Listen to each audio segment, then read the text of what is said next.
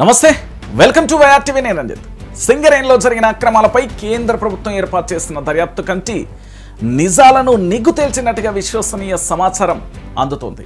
Naini coal block టెండర్ల వివాదం, సింగరేణి నిధుల దుర్వినియోగం వంటి అంశాలపై విచారణ జరిపిన కేంద్ర దర్యాప్తు కమిటీ కేవలం 24 గంటలలోనే పరిశీలన పూర్తి చేసి ప్రాథమిక నివేదికను కేంద్ర బొగ్గు గనుల శాఖకు అందజేసినట్లుగా ప్రచారం జరుగుతుండడం హాట్ టాపిక్ గా మారుతుంది.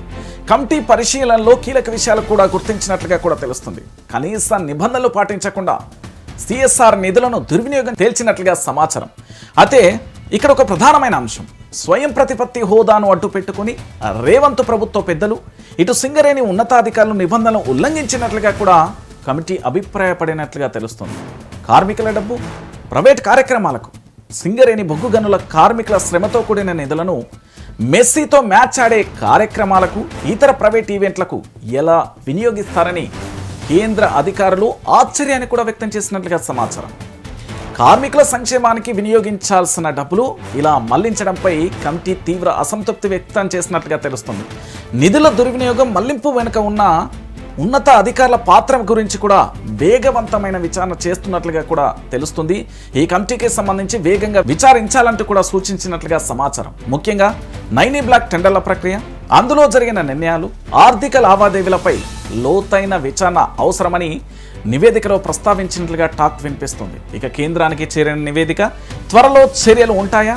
నైని బ్లాక్ టెండర్ వివాదం, ఇటు సిఎస్ఆర్ నిధుల దుర్వినియోగం సహా అన్ని అంశాలను పొందుపరుస్తూ కేంద్ర దర్యాప్తు కమిటీ తన ప్రాథమిక నివేదికను శుక్రవారం సాయంత్రమే కేంద్ర బొగ్గు గనుల శాఖతో పాటు కోల్ ఇండియా ఉన్నతాధికారులకు కూడా పంపించినట్లుగా సమాచారం అందుతుంది.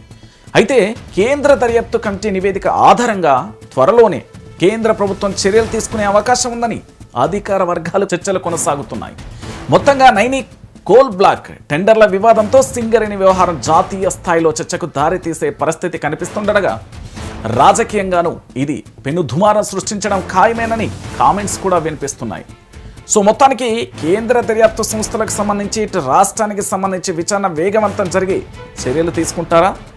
మెస్సీతో ఆడిన మ్యాచ్కి సంబంధించిన నిధుల దుర్వినియోగాన్ని వాపసు తీసుకురాగలుగుతారా? రాష్ట్ర ప్రభుత్వం నిజంగా బోన్లో నిల్చోబోతుందా? ఏం జరగబోతుంది అనేది మనం కూడా వేచి చూద్దాం.